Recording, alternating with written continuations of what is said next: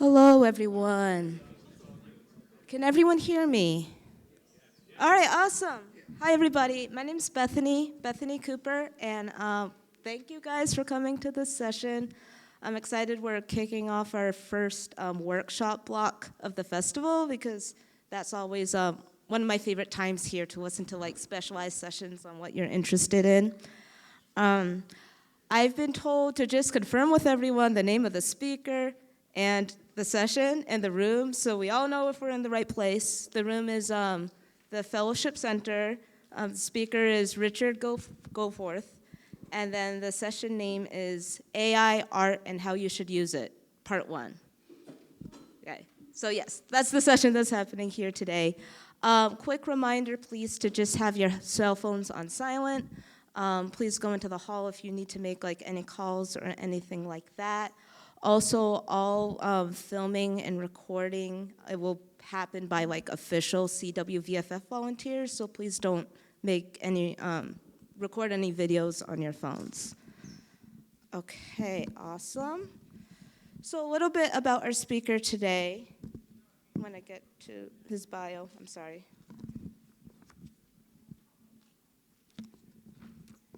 Okay, so Richard Goforth is a senior at Thomas Aquinas College right now, and he is the founder of Subverum, an AI-driven production company that produced Valley of Shadow, the first AI period narrative short film to achieve full environment and character consistency. Richard views technology as a powerful tool, one that, when rightly ordered, can elevate rather than diminish the nobility of art. All right, everyone, please let's welcome Richard.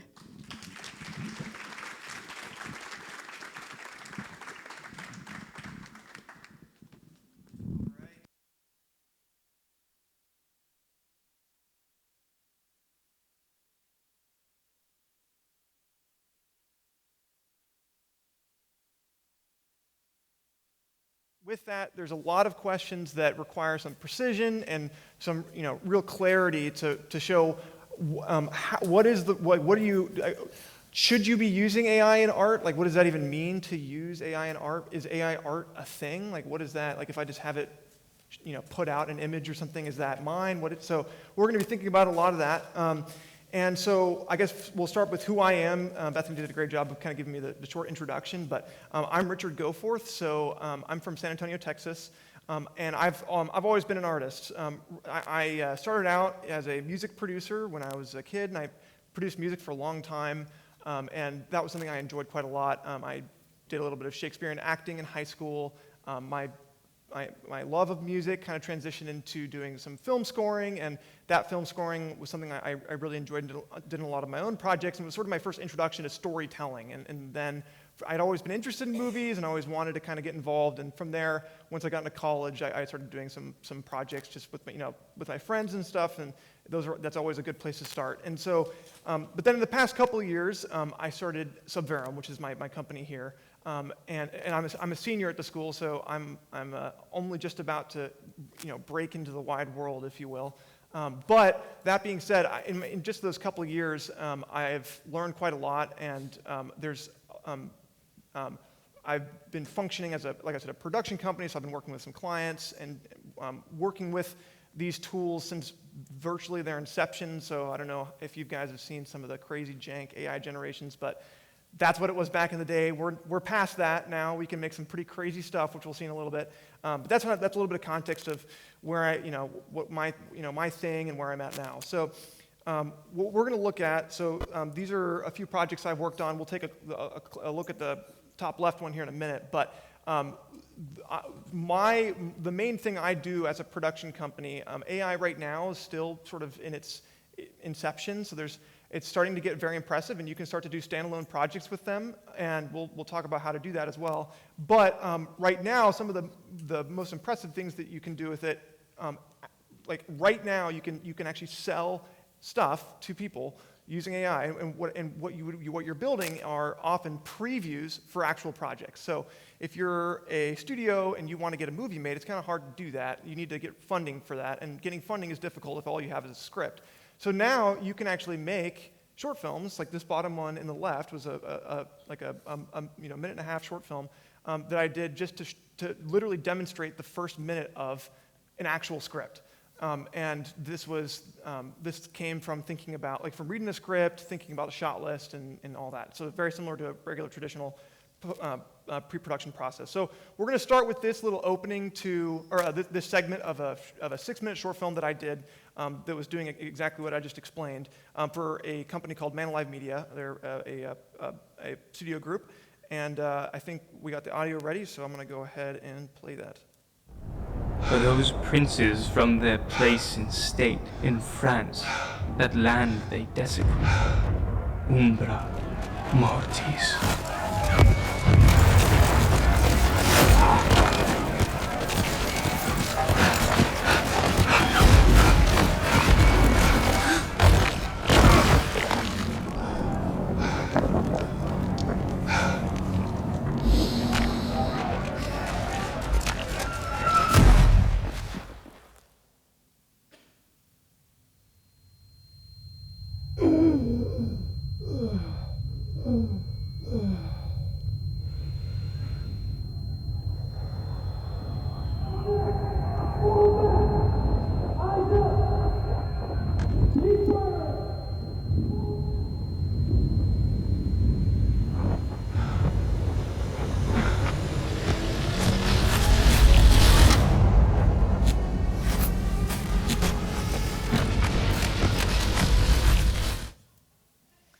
All right, so that's that little clip, just to give you kind of a taste of what we're going to be talking about.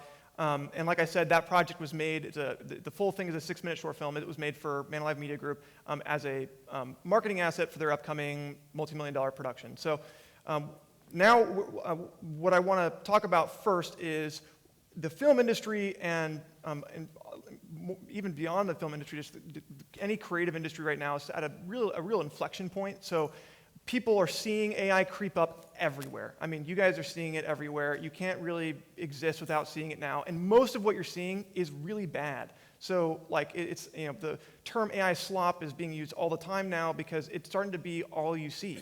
And that's a big problem. And it's scaring people a lot because what they're as an artist, you're wanting to make beautiful art and beautiful works, and you're starting to see all this stuff creep up that is, like, encroaching on your market. And so you're wondering, like, is this where the industry is going? Is this the stuff that people are going to make? So when I posted that video I just showed you, I posted this on Twitter.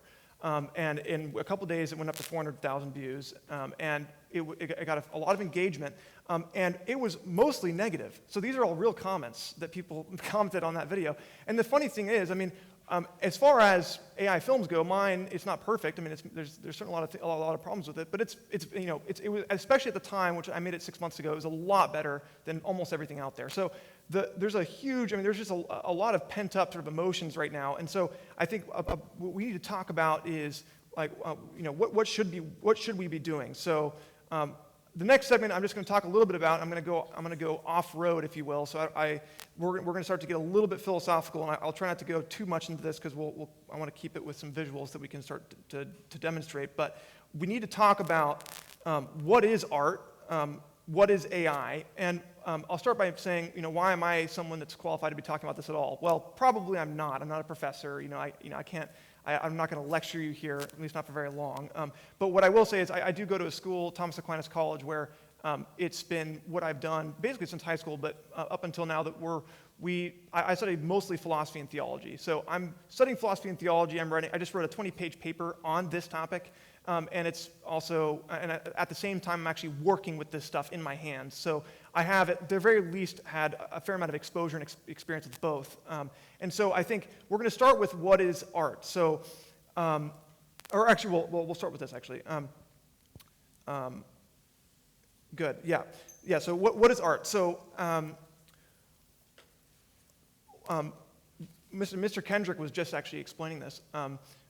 Art is an imitation, and I think everyone's experienced this. When you're working on an artistic project, you're starting by imitating something.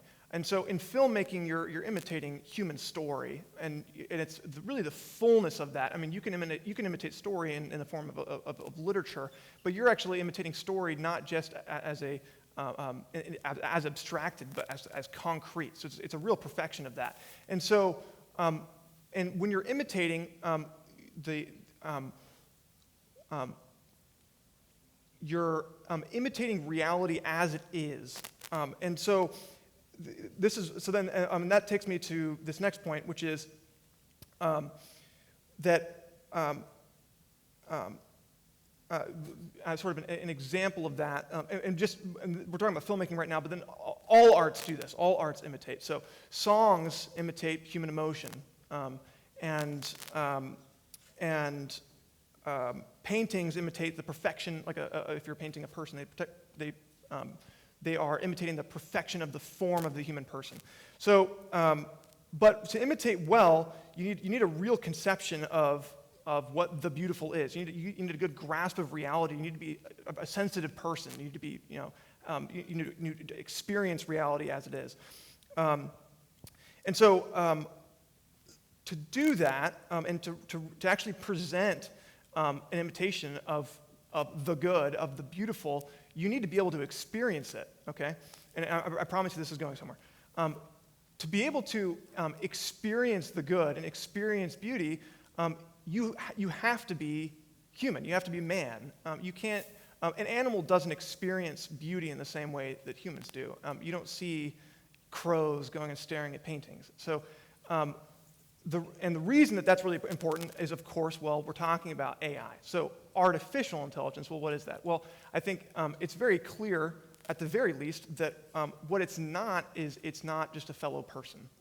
It's not another someone you can. It's there are ways you can misuse it, like you might talk to a person. So, for example, if you're on ChatGPT and you're asking it for advice on some personal situation, that's something you might do with a friend. But it's kind of clear. I think everybody knows that's somewhat of a misuse of the technology. Like, you really shouldn't be using AI that way.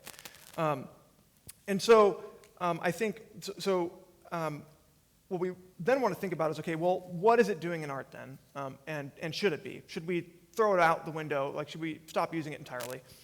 And so fundamentally, AI is just a tool. So it's not rational. It is just a tool.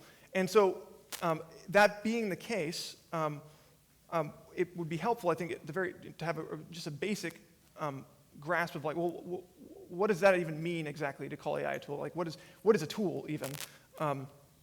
And like I said, I promise we'll wrap up the sort of the philosophical segment pretty soon here. But tools are also the object of art. So tools don't just kind of spawn, like somebody makes a tool. So, but when you make a tool, you're making a tool to accomplish some other art. So you make a hammer to aid the task of hammering nails. And hammering, you have to be, believe it or not, you have to be good at hammering nails. There is such a thing as being bad at hammering nails. I haven't held a hammer in a while, but I'm sure if I tried to right now, I wouldn't look very good. And so there are two arts there. There's the art of making the hammer, and there's the art of using the hammer. And that's true for all tools. So why is that relevant here? Well, when you make AI is made in the same. Again, the same analogy applies. AI is made to accomplish the object of other arts. Okay, so it's made to be used to do things. That's the easy way of putting that. But the thing about AI, and the reason we need precision on this, is, well, what is it made to do? Like, what specifically? I mean, hammers are made to hammer nails. That's very simple. But what specifically is AI made to do? And that's where it gets difficult, because I think the real power of AI lies in the vastness of things you can do with it. I mean, you can do virtually anything. You can ask it virtually any question. So, and that creates potential problems, because you could use it to do things that you maybe shouldn't be doing. And it'll be helpful here to think about this. So, if I use this isn't possible yet, but if you could ask ChatGPT to create a movie for you, if you could just ask it and it would just give you a movie, okay, then the question would rise: who made that? Like, did you make it? Did the AI make it?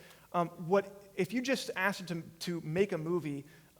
It wouldn't have made the movie without you. So in some way you caused it, but what you certainly didn't cause is everything about the way that it made the movie. And so the difference between the AI acting and you acting is that when you're working on art, you are constantly taking decisions. So when you're sitting down to write a script and you're struggling with it, you at some point you take a decision. This is it. And the reason you took that decision was because it fit into some larger rational framework about that project. And that's true for any aspect of the art. And so that is creativity. That's what it means to create. When AI creates something, even if you caused it, it's only a creative act in as much as you were responsible for any particular aspect of the output. So if all you did was ask it to make a movie, then it's only creation in as much as you were the efficient cause, and in as much as it wouldn't have done it if you didn't press enter on your keyboard. But that's barely creation. I mean, that's like the absolute lowest form of creation. But there are ways of introducing more. So again, keeping with the ChatGPT example, right? You could ask it to, again, we're still assuming it can just give you a movie. You could ask it to make a movie about this thing. Okay, so now you've just added another element to the creative activity.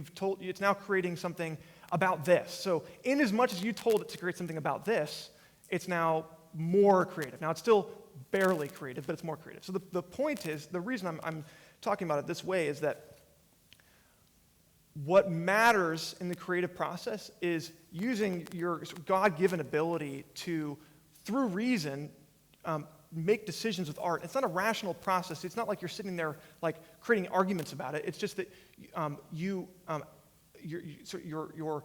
gift of God allows you to do that through your human nature. And so that's art, and that's how you should be using AI. And so later we're gonna be thinking more rigorously about, well, okay, how specifically does that look? Because I still think that even if you told ChatGPT to make a movie about something in particular, that's still not really what we're about. So what AI is about is extremely powerful iteration. And so I'm going to show you some examples now of ways that you can actually implement AI that are creative and that are really powerful, and that I think you all, if you're not already doing it, you should start doing it. So we'll start jumping into these. So for the first is style curation. So mood boards. I'm sure that some of you have already done this. You're thinking you have a movie project you're working on, and you need to define a style for it. Okay? You just need, when you're doing that, you just need to find tons and tons of examples of something so that you can hone in on it, right? So you just want to be presented with like, what's like every possible style I could pick from, which is not really possible. I mean, you can have infinite styles, but I mean, I don't know if any of you have ever used something like Shot Deck, something like that. You go on Shot Deck, you look through thousands of photos from real movies, and you have a good, a sense of style and composition through those, and you can start to hone that creative process. And so AI is really good at that. It's really good at just spitting out a bunch of stuff. And so these were 5 styles that I developed for the short film clip that you just saw in the creative process at the beginning, where I was thinking about, okay, what do I want this to look like? And so I settled on a kind of a combination of these two. So these were, and I mean, even just getting to this point where you have kind of a curated set of images that you've generated. These were generated with Midjourney. That itself takes a while, but this is before the production's even begun. So this is just exploring style, and that really, again, that does require a lot of creative decision making. I mean, I'm sitting there and I'm putting a lot of thought into what do I want this to look like, and then I'm kind of beginning to bring that to life with these AI tools. So the other thing is concept art. So imagining important aspects of your project. So here, again, this is for the same project you guys just saw. So you saw when the bomb blows up, he's on the ground, he looks up, and there's like this figure of death. This was early on in that stage of thinking about what should death look like. Now you'll see on the opposite side, there's that this is for the extended version of the project that wasn't even in the short film, but because I did this for a client, so that was sort of part of that. But in these first couple especially, you can see I ended up going with something very similar to this or that one, and it's like it actually really helped my creative process to be able to start breaking these down and having lots of options and helping me along to take those creative decisions. So then the last thing, or then another major thing that you can use AI for was what I was explaining earlier, which is creating previews for an artistic project you already have. So you already have the pre-production, you have the shot list, you have all the things you really want, but now you just want to actually see it come together. And so you can start to use AI to do that, maybe not as a final product, and maybe no one even really sees it, but maybe you show, like, again, if you're trying to raise money for a film, you show it to somebody who can give you money, like an investor, or you show it to a marketer that can go on to do that for you. And so using it as previews is very powerful, because it, just like the concepts that were provided to you helped you as an artist to come to decisions and actually begin to build out the creative project, previews can help investors to actually see, where are you going with this? Is this going, like, do you actually have do you have a really detailed artistic grasp of where this is going? So, and then one other potential use case is VFX shots. So right now, AI is already being used this way. I mean, I'm sure you all are aware of this. I mean, it was used in the recent David show, House of David, I believe, if I'm not getting them mixed up. But it's extremely powerful, and you can. So this is just one example, but like this. A VFX shot like this would be pretty difficult ordinarily. You'd have to, like, this is like just transitioning this environment behind him. I did this for a client, and this is something that I did in, I mean, it still takes a while. It's still a lot of work, but it probably like an order of magnitude less cost and time that it would take to do it with traditional methods. So again, very, very powerful. And with all of these things, right now I'm giving, this first talk, I was going to mention this earlier, but this first talk is really mostly kind of exploring the question about art and AI, and really trying to see that they aren't completely dissonant, that they actually can work together. And the next talk is where we're going to break down, how do you do this stuff? Like, how is this actually done? So if any of you actually want to see it and you want to start bringing it into your own work, come to the next talk, which will I have the time and everything for that at my last slide. So, and then the last thing is, of course, well, where is this all going? And I think everybody can kind of see that where people want this to go is making full AI projects. Now, I think, or AI film projects, and I think, given what I've shown you guys right now, I think that still does seem a little bit scary. Like, what does that even mean to make a full AI film project that you would actually distribute? And I think as we continue to unpack some of these things, you'll begin to see that this reality, and this is already happening. I mean, there are already studios where all they do is make AI movies, and there are feature-length movies in the works right now that aren't just slop. Like, these, you're going to look at these and you're going to be like, what? Like, that's crazy that nothing was filmed. Like, nothing was filmed at all. And so we're getting there. We're getting there. So process. Okay, so this is really important. So ordinarily, and this is just, you don't even need a slide for this, but pre-production, production, post-production. What AI does is it replaces the production part.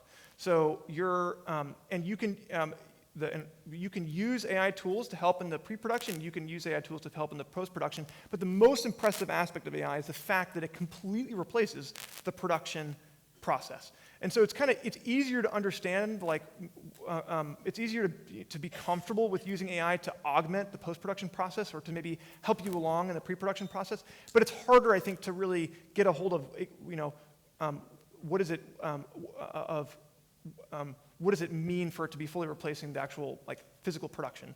And so here's a couple things. So this is my breakdown of the process of what's actually happening behind the scenes. So we start off with reference curation. So that's what I was showing you earlier. That's kind of building out concept art. It's collecting styles, and a really sort of rich tapestry of what is this project going to be. It's like, think mood boards, everything like that. This is stuff that you would do in a regular production as well. And it's maybe a little bit more in the pre-production, but this sort of takes place more in the production pipeline here. So that process is really important, because with AI, what you're always doing with AI is you're guiding the generation process. Again, taking creative decisions. So the way that you're able to get the AI to make something very particular, not this generic, shot that it looks as if it just copied from an actual movie. It's like the way you get it to do very particular things is you show it. So if you're a director and you have a team that you're working with, and you have an image in your head that you're imagining, and you want to explain it to them, It's often hard to do that by just explaining it to them. It's a lot easier if you can just show them a picture, right? So with AI, it's kind of similar. Like, you're never going to get a really great degree of precision if you're just texting prompts into the various AI image and video models. You need to have a curated set of references. That's the first step. And then those references, you're feeding it to the image and video model, and then that'll guide your generation process and give you a lot of creative control. So then the second aspect is asset creation. So this is also absolutely critical. So when you're building that, so remember earlier, a couple slides earlier when I had the various versions of the character death, that would kind of fall more under this. This would be more of the asset creation, where essentially what you're doing, it's like if you were building a video game, at some point you need to build the assets for your video game. Like you have to build the characters of the video game, you have to build the environments of the video game, all that sort of thing. You're doing that exact same thing with AI. So you have to build all the characters of your story, you have to build all of the environments of your story, and you have to do that to a really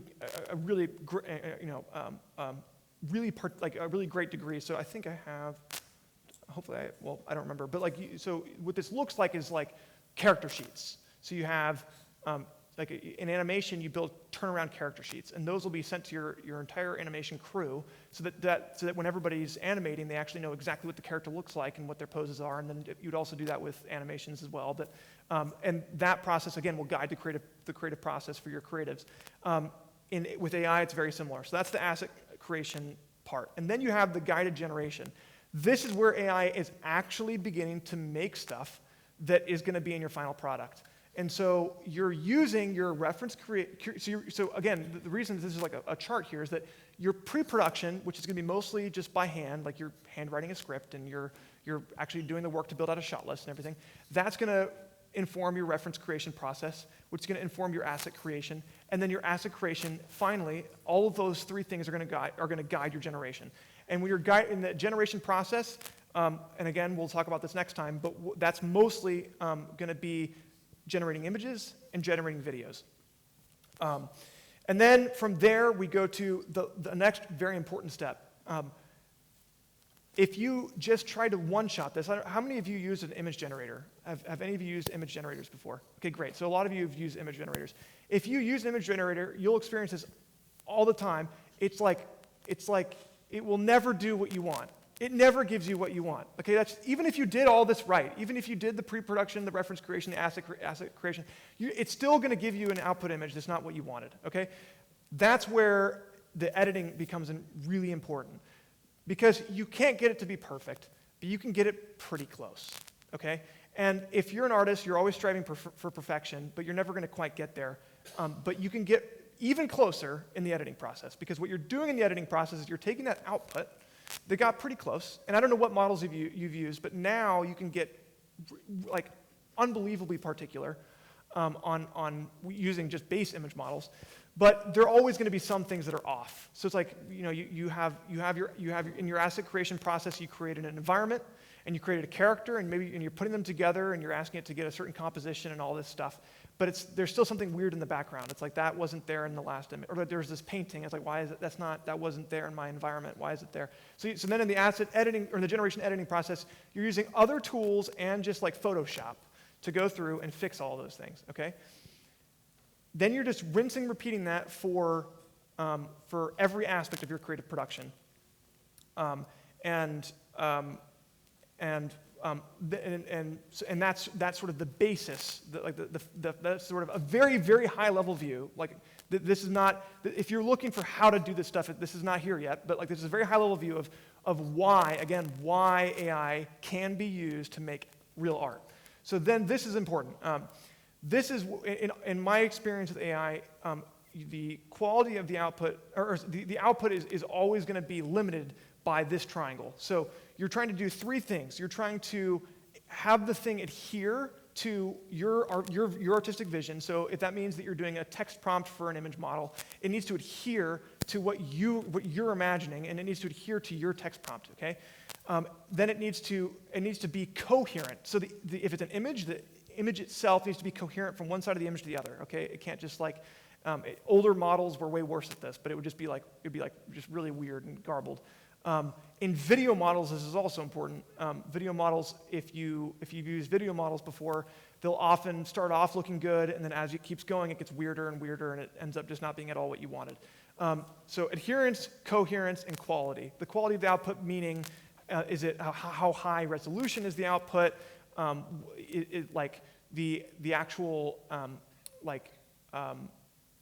can it be?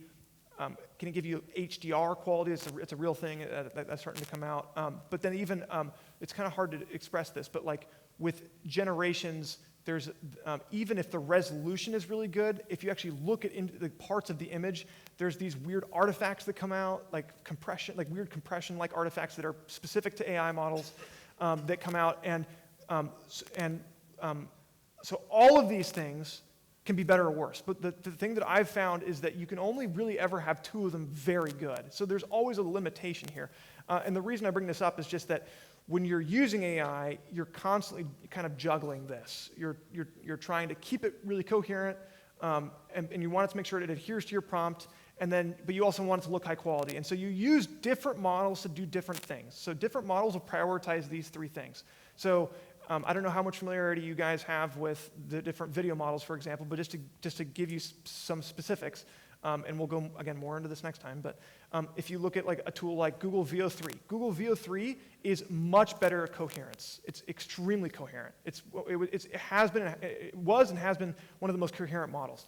But its quality is not great. It's 720p output, and its adherence struggles a little bit as well. So it sort of sacrifices a little bit of adherence and quality for the sake of coherence. A tool like Kling is another video model, it's a Chinese model. Kling has amazing quality, like it's unbelievable. It's 1080p outputs, and it looks amazing, but its coherence is terrible. At least it used to be. It's actually gotten a lot better, but its coherence was terrible. And its adherence wasn't that great either, but it was getting better. So that's just to kind of give you a sense. Okay, so I guess as I'm concluding here,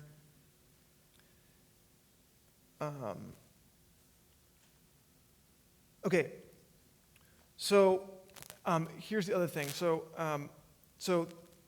that triangle gave you a sense that AI models still have limits, okay? And that's true for the creative process always. There are always limits. And a huge part of being creative is being able to create an order in spite of those limits. And around those limits. And in fact, those limits actually are a part of what define your creative ability. But the thing that is absolutely remarkable is that even though there are still limits, the fact that you can go out and make a movie that's beginning the fact that you can go out and make a movie that looks like it was shot in camera from your computer in your room is crazy. I mean, that's nuts, okay? And I don't know about you guys, but for me, that is actually very exciting because I wanted to tell big stories since I was a kid. And I told you, like, I didn't end up getting into film until like college, but part of the reason for that was because it was always very discouraging. It always felt like it was this thing that's really far off, and that only and I guess newsflash, the people who win in the industry are not always the people who are the best creatives. And that's not a bad thing necessarily. I mean, but it's true. Like even being a good creative isn't always enough. So as a creative, it's very exciting that I have sort of all that power that I have with these upcoming tools. So one last thing. This is as I'm concluding is something I didn't really touch on much during the talk are ethical concerns regarding AI usage, things like intellectual property and things like that. And so I just want to say a couple things about that. The first is that if we're considering something like intellectual property, AI, that's always a problem in the creative space. Like you can always simply copy something one for one. And if you're doing that with AI, a way that you might do that is in your reference curation process or something, you're just handpicking references from your favorite movie, and that's it. Like all of your references are just from your favorite movie, and then you're using that to guide your generation.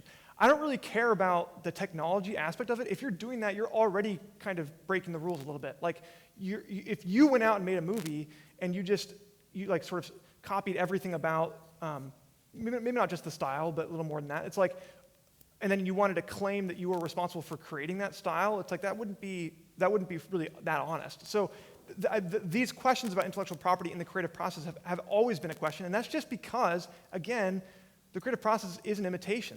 So you're imitating, and sometimes it's kind of hard, the lines are a little bit blurry between imitating and copying.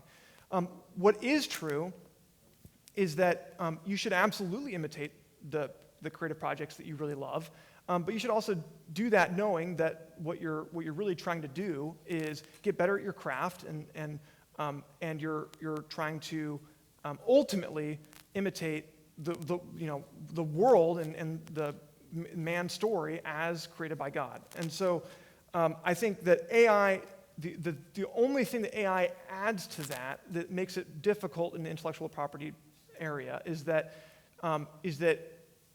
it's conceivably possible that you could create, or I guess we'll put it this way. The argument that people are concerned about is if AI was trained on sleuths of data from movies that are your favorite movies, and then it generates stuff, is that stuff really yours? And what I would say is, considering what I've just sort of presented to you about the process from a high level, that's not something you should be concerned about, because if you actually went through all those steps, you've already guided it so strongly creatively that it's not just going to be spitting you something out generic. The only time that you'd have to be afraid of that is if you asked ChatGPT to make you a movie. Okay, just to go back to what we were saying at the beginning. If you just asked ChatGPT to make you a movie and it could do that, then of course it's going to make the movie that's like everything else, because that's all that it knows how to do. But if you actually did the process I sort of just presented to you, you're actually making something particular. And in that respect, I wouldn't worry about intellectual property infringement, which, by the way, for most models is not actually an issue currently. I mean, there's always things going on legally that are changing, but I actually don't foresee that being likely to change. So as far as it goes legally, it's more about what you're putting in than it is about what it's putting out. Okay, and then one other thing that I wanted to touch on, sort of within this sort of ethical realm, is actors and acting. So you notice in that little film I showed you, there was this one digital actor, and it's not an actor. And I guess one thing I wanted to say here is the art of acting is still actually extremely important even within the AI process. So the film that I made, it was kind of a layup because the entire thing is him kind of shell-shocked. And shell-shock is not that hard to do in terms of acting requirements.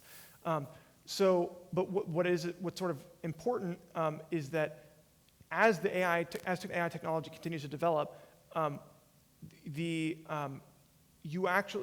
are more and more incredible abilities to use real acting performances. So you would actually act to guide the generation process and then output an identical version of your acting, but with a character avatar. And here's why I think that's important. The art of acting isn't necessarily about the art of acting is in your ability to express emotion, and if you can express that emotion through through an avatar that fits your creative project, then I think that's really powerful, and gives you if you just happen to be an actor and you're working with this stuff, then you could act all of the characters maybe even, and that's really awesome.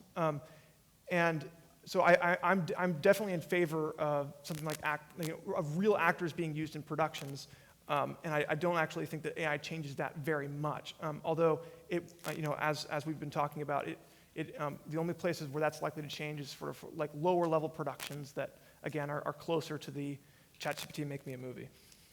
Great. So that concludes sort of my talk. I would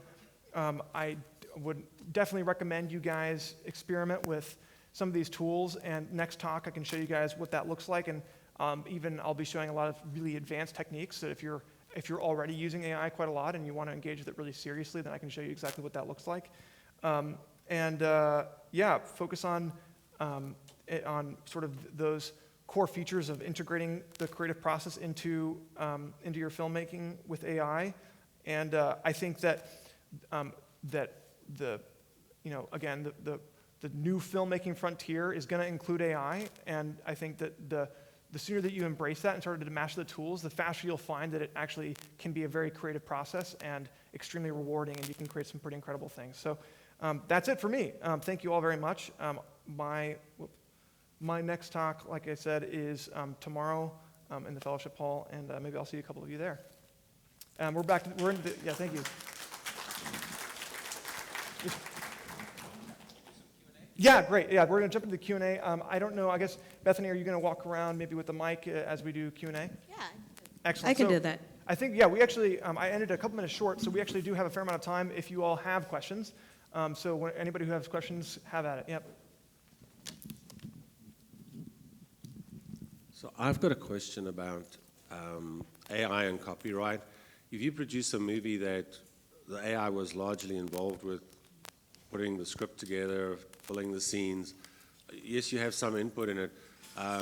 Do you see problems with this in terms of copyright and distribution, that at some point the owners of the AI are going to come back and say, well, we produced that, you can't claim copyright? We're having the same problem in music currently, is that if you do that, you really can't copyright it. Yeah, it's a good question, and there's again a real reason to be concerned about that. And when I was bringing up when I was speaking a little bit about intellectual property, part of that was thinking about again ethically, like, is it something you should be concerned about? So that's part of it. But then part of it also is a practical concern, like this could be a big problem, even if I think it's okay and I know it's okay. It could be a problem for me practically, like if I make this important film and then I don't actually own it. So there's a couple things. The first is there's a difference between the terms of service for various models and the actual legal established precedent on these things. And the first thing is so I'll start with the first one.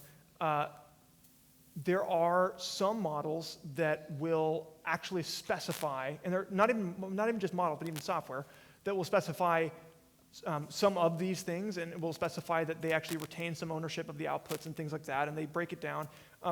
As far as I'm aware, and I'm at least aware enough, because I've actually used a lot of this stuff like I did, for example, I actually used AI to build VFX shots for a real Hollywood production. I mean, it wasn't mainstream or anything, but and so that was something I had to actually really make sure was not going to be a problem. And most tools, like almost all the tools that I'm aware of, in their terms of service, they don't claim ownership of the output in terms of sort of the full kind of copyright that you're thinking about. So that means that as far as the model creator goes, using the output is not going to put you in a legal pickle. But then there is the further question about, okay, well, when it comes down to it, if a studio sues those AI model makers for creating a model that outputted something that looks just like their movie, then they could create legal precedent that would say like that the owner that there's some copyright ownership that goes to the studio or whatever, and that would have to get broken down. And again, as far as I'm aware right now, and this stuff is always changing, so it's kind of hard to keep on the absolute present day. But there is no major concerns there. I mean, there's always litigation going on, but there has not been any legal establishment that or any established precedent that says that that if you create something with these tools that you don't have ownership of it or anything like that.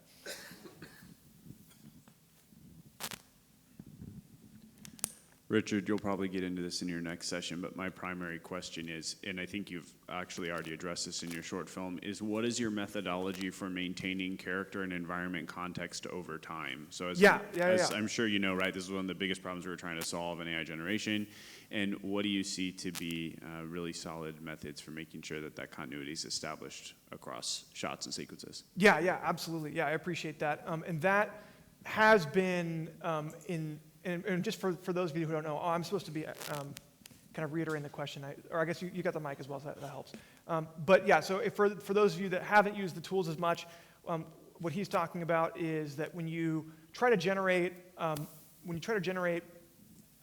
let's say you have a character and you want the character to appear in multiple shots, if you try to generate that with like a basic image model where you just put in text, and you get an output of the text, you can't describe what a person looks like to the extent that it's going to give you the same person. That's not possible.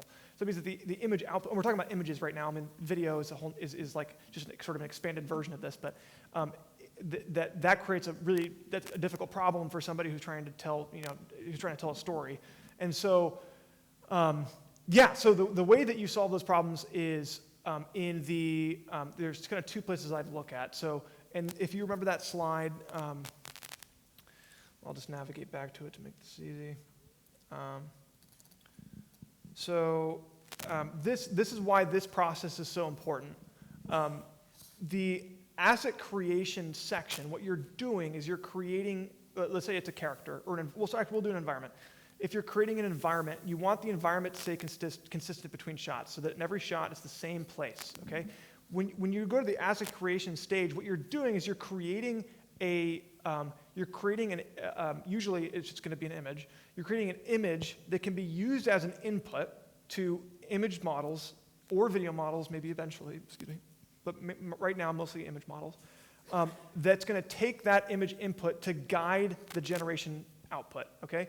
And so what that means is, and with all this sort of thing, technique is very important. So like you can do this badly, but what it means to do it well is, again, if you just saw a picture, like on your phone, if you pulled up a picture of like one of the rooms in your house and you showed somebody that picture, and you asked them like to describe to you what the environment's like, if they actually went to that place and stood there, they're probably going to feel like, oh, this is different than I imagined it in my head when you showed me that picture, okay? And that's because images only do so much. There's only so much information that an image will give you. And so to fix that, instead of just giving it a single image of your environment, for example, you have to give it an image of your environment that shows multiple angles and shows you parts of the environment that might be hard to see, or that you want to make sure it has greater detail of. And so you can create these really rich reference images of your environment that show exactly what it looks like, and then you can even do techniques like this, where maybe you give it a panoramic view. So, because it can, again, image inputs for AI models can interpret panoramas. And so it has a panorama of your room, and that gives it more spatial clarity. And you could even do things like this. This is really cool. You could put that generation through a process to create a depth map, where it basically just shows you what the depth of the space looks like through just kind of gray values, essentially. And so then that helps it get clarity on what the depth is of the environment. And there's a lot of examples of that, and we'll go into some of that next time. But that's the basics. Like you in your asset creation stage, you make sure that you have assets that reflect your environment really well, or your character really well, or anything else, or like a prop or an object really well. And then in your generation process, you use that to guide the generation. And in terms of models that do this well are Nano Banana. That's Google's main image model. If you've been messing with image models, then you know about Nano Banana. It's pretty legendary. Which, by the way, the project I showed you in the top left, for any of the nerds who actually have been using this stuff, that was made before Nano Banana. So that made it really difficult, because this was back when there was only one image editing model that was any good, and it wasn't very good. And so that was a ton of work. Were you still Discord chatting with Midjourney when you did that prompting? Oh my goodness, yeah. Yeah, the good old days. Although Midjourney is not that great anymore, unfortunately. I mean, there's still some good use cases, but yeah, Nano Banana is pretty much eaten up the entire image generation market. So anyway, yeah, we'll go to the next question. Okay, right yeah, I was going to say we have at least a couple more questions. Great. You can also use 3D models for some of that spatial reference. This is not a question, but I'd like to just put a point of clarity on the copyright question, if that's okay, Richard? Oh, please, That's yeah, all right. please. So last fall, the U.S. Copyright Office published the second of their third rulings on usage of AI generated content. And right now, it seems that the rulings are laying in the realm of back in the early 1800s, late 1700s, their rulings about photography. Believe it or not, when cameras first came out, there was all this debate about whether a photographer could actually claim copyright over an image that they used to take that they took with a camera, because essentially it's a person using a machine to produce a piece of media. It's exactly the same thing that we're doing with AI now. What they ruled is that if the artist or the photographer can show intent of creation, if they can show some sort of documented process where they are adding to the process of actually taking that image, then they have what might be a copyright claim over that image. Right now, it seems that the U.S. Copyright Office is leaning forward in that direction for AI as well. One thing that's really important for us to understand as creatives is that we do not own copyright on anything we create. All we can do is create documentation to show that we potentially have a claim to copyright if it ever goes to court. It's only once you take something to court and the court then awards copyright to you that you own copyright. And this is why we do things like poor man's copyright, where we mail a script to ourselves. So we have a time and date stamp by the U.S. Postal Service that we can then reference and say, this was our idea. We had this idea before anyone else. So as it relates to AI generation, what you want to do is going through the process, you want to document it as much as possible, and you want to insert as much of your own creativity into the iterative process of AI generation. That's going to strengthen your claim upon anything you potentially generate. Thank you for that. Yeah, I'm just making stuff. So talk to this guy if you want to know if you can make it. Great. I think I had a couple. Yeah, you got it.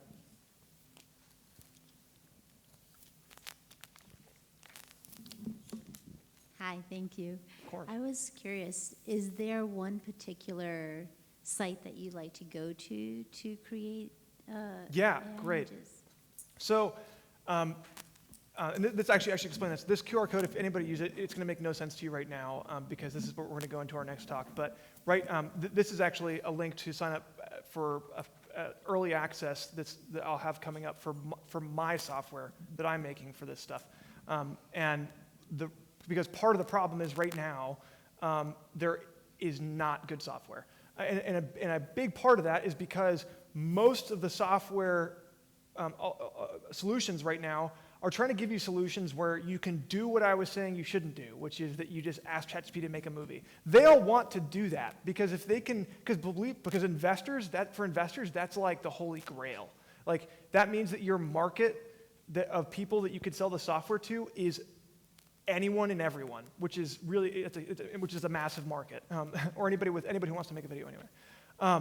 And so anyway, that means that these sites the various tools are creating these tools that are actually really poorly optimized for the creative process. And so that's something that I've been working on even just to use internally for my projects, and it's something that I'll be I've been working on pretty seriously. And so, but next time we will go into more software. But to answer your question right now, some softwares you could go online to use the tools. The first thing is like you just want to be able to use the best tools. And so the number one software to just go on and use the best tools is called Higgsfield, higgsfield.ai. There's a couple good things about it. It has all the major tools that you would want. But then it also does have, they introduce these kind of, call them like effects, but like these various sort of presets for, they're not actually, they don't do a lot of AI research, but they do release sort of software-like features on their platform that allow you to do cool things. What I'd say to that is if you actually see the advertisements for these things, Higgsfield makes it look way better than it is. But so they're kind of gimmicky, but it's cool. I mean, they have some decent stuff. But yeah, that's what I would say right now. If you were wanting to do it for a large project, Higgsfield would become kind of difficult to use. If you were using it for a large project, I would do one of two things. I would either go to, there's a couple softwares that are kind of doing this better. One is called Flora, Flora, .ai. And then one other one, and this is the one I'd recommend. I don't use Flora. I actually don't really use Higgsfield either. I do sometimes. The other one I would use is called Replicate. Replicate is not a software. It's actually an API provider. So something like Higgsfield probably gets all their models from Replicate, which means that Replicate's kind of the source. Replicate is, the reason I recommend Replicate if you were wanting to do a professional project is because it's a lot easier to iterate on Replicate than it is on almost any other generation software. And iteration is the name of the game. Like that's the way you make stuff. You got to iterate a lot, especially with AI. Anyway, that's just a little tip. They have a playground on their software you can use. Oh yeah, I think it's just REPLICATE. They might do a weird misspelling, but that should just be it. .ai, or it might even just be .com. You know, I'll just pull it up right now.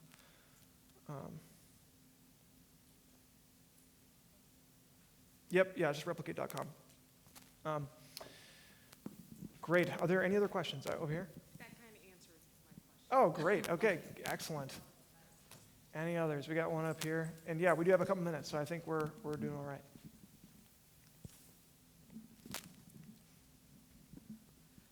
So it seems that you've been mentioning a lot of text-based and even image-based models. Now, what about, what are your thoughts on AI generation tools that implement a workspace where you can put in several images and even rearrange them first before you put in the prompt? Can you explain that a little bit more? Do you have any examples maybe? I'm not sure. Like, for instance, like for instance, you explained like creating characters and environments and everything. Like, Yeah. I've run across a couple of tools online that you can create an AI image of, like, say, like a character, and then that's one image. Then you have another one of an environment, and you basically like an image editing tool. You place different layers, and you can put in a prompt to, like, say, like edit. To guide it. Yeah, yeah, absolutely. Totally. Yeah. Well, so, and this gets more to sort of the question about softwares, and because unfortunately, right now, there is no good filmmaking software out there, just because it's such a new space. Like the needs as an AI filmmaker, like the things that I realized that I need for software, I only realized I need them like months ago because it's that new. Like this, so that's not enough time to build any kind of enterprise level software. So, but what I would say to that is that the ones I mentioned, I think, are sort of the best examples of that. And when we get into technique a little bit more, what we'll see, basically what you're breaking down, exactly that, like that sort of, when you actually apply a method, like what is the method that you want to use for this stuff? You're absolutely right that it's a lot of combining both text, image, sometimes video inputs to get an output. Yeah. Any other questions? We have time for one more. Where do you see AI in filmmaking in the next 5 to 10 years? Like, I know it's probably unpredictable, but just like, do you think it's going to become, the softwares are more easier and more accessible for everyone, and that we can all be making movies, or do you think it's going to work and then it gets exclusive, or what do you think is going to happen in that time range? Yeah, I mean, I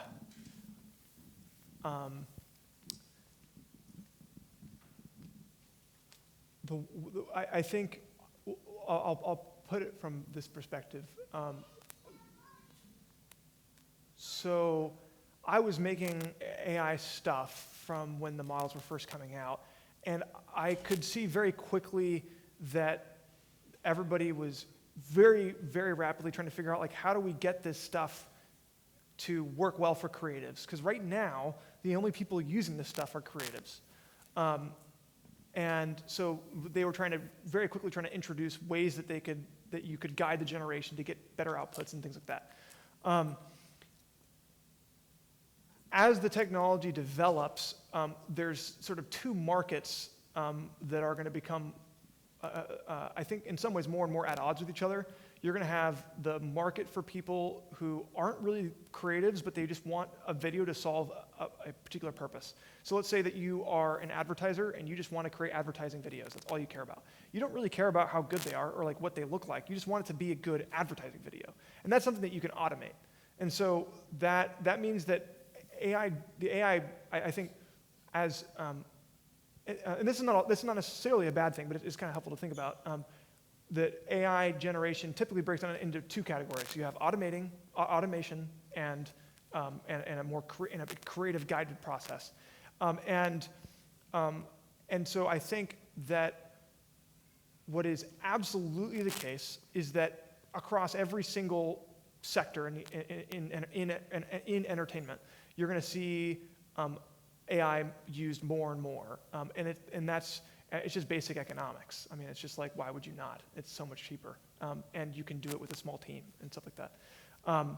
And in case you can't tell, I'm very optimistic. So I think that this is going to be very good for creatives, even as the tools sort of are going to develop more enterprise use cases for people like advertisers and stuff.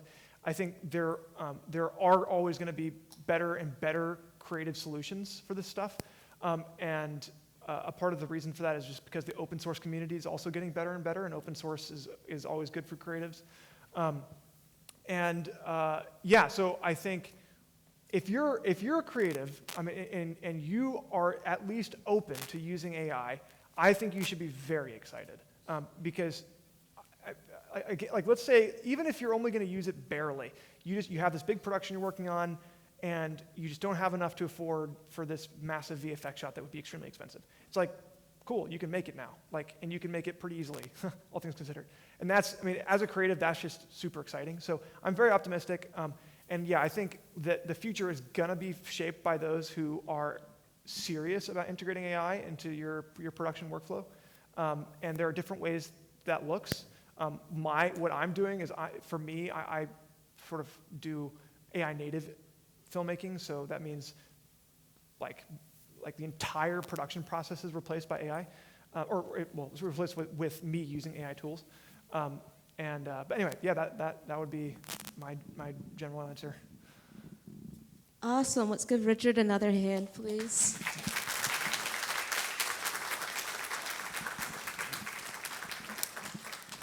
Thank you. I feel a lot more hopeful about AI than when I first came in here. So thanks, Richard. So thank you everyone for coming. Session has now concluded. The next session is a main session in the worship center, and that's going to start in about half an hour. Just so you know, Lost and Found is located at the registration desk. So if you misplace anything, check there. And please just move any conversation out into the hall so this room can be flipped for the next thing. Thank you very much. Yeah, thank you.